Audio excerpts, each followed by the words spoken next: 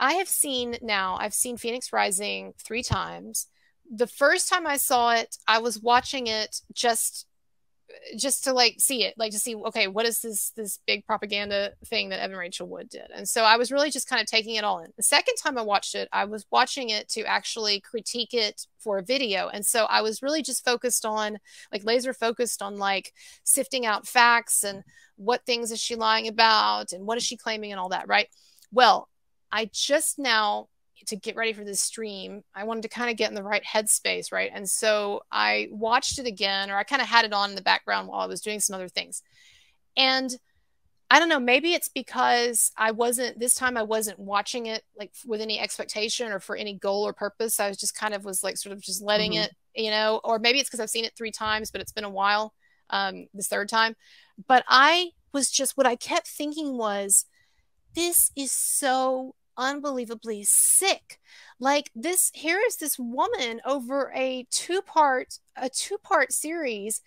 She's Evan Rachel Wood. She's doing all of this dramatic acting and this crying and all, and she's bringing all these people, like her family, into this to participate in this BS story with her. And then all of these, like, you know, these stylistic choices in the documentary that are just like ridiculous, like with the sappy songs and trying to really and trying to really like laughably emphasize the idea that these women, Evan Rachel Wood and Ilma Gore, are supposedly terrified that Brian is out here and he's threatening them, and he's, you know, he's sending people to watch them and stuff. Like, it's insane. And so there's these scenes like where Evan Rachel Wood and Ilma Gore are like looking out the window and they're checking the shades, and you might as well have like spy music or something, or horror music behind it.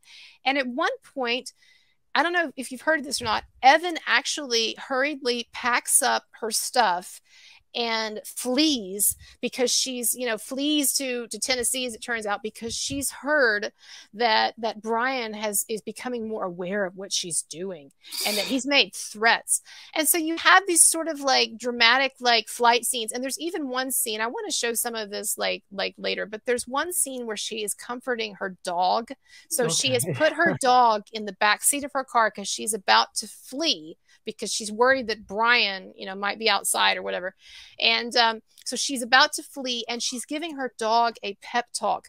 Like, there's this sad music in this tense music in the background, and she's like, "It's gonna be okay." She's petting it. She's like, "It's gonna be okay. I know it's scared. I know you're scared." And then you see her driving, you know, cross country, and there's this sad music and, you know, crying. I mean, it is so sick. And I guess what really got me this time is that it just really occurred to me again how sick it is that not only is this woman, you know, lying, but she's going to these lengths to to fabricate this reality, to promote it, and to suck all of these other people in to help construct this with her, to live in this crazy world. Like, and she's got her son on there, and all, it's just so sick. It is so sick. So well, I think her like stupid crazy theory is that, how could I have gone through all this and made all this if I'm lying? You know? Yeah. Like, I think she wants people to think, well, you know, if she's telling the truth, then of course she could make this. If she's lying, how could she make all this up? You know? Right. That's, well, and I tell you something. Thinks, right? Here's something else that I noticed, okay? For the first time, I really got how, and I've talked about this a little before, but it really hit me this time. I really got how totally immersed she was in a make-believe world from the earliest age, with the fact that her parents, particularly her father, were so into theater and make-believe, and they lived, he created this fantasy world for them. And then also, because she started acting so early, she was immersed in this fantasy world. And here's one thing that I noticed that actually, I can't believe I didn't notice it the first 2 times. It was jaw-dropping to me. Toward the beginning of Phoenix Rising, this documentary, Evan and her family are talking about this fantasy world that she lived in. And I mean, they're going on and on about this fantasy world growing up. But they show a scene from one of the earliest movies that Evan was in as like a young child. And I don't know if it was a made-for-TV movie or a legit movie or whatever, but she's a very young child in this. And do you want to know, they showed scenes from the movie. I can't remember what it was called, but do you want to know what the plot of this movie was? It's about an abusive father who locks his daughter in a room and terrorizes her. And she's a bad girl, and he locks her in this room and terrorizes her. And I think to myself, what, maybe this woman really is insane and really believes this stuff. Like, maybe she was so immersed in a world of make-believe, and one that had at times scary overtones. I don't know. I really focused on that in watching it again. And just like, I was just thinking, like, this was a girl who very early on was completely detached from reality, I think.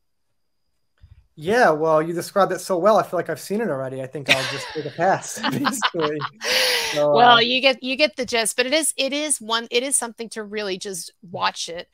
And I guess what I kept thinking too was, I understand people, everybody to some degree and in certain ways or at certain times, they lie about stuff, and deception is a part of being human, and it's not something that we like or we admire or we promote, but it is. And I know that everybody has certain things that they lie about or is somewhat deceptive or whatever. But I was thinking about how sick someone has to be to go to this extreme, where it's not like she had to lie about this. It's not like she was boxed into some corner. Like, she, for no reason, constructed this entire false reality and propaganda campaign and has been pursuing it for years. Like, it is just a whole other level. I think it's kind of like a cool kids club with like her political beliefs.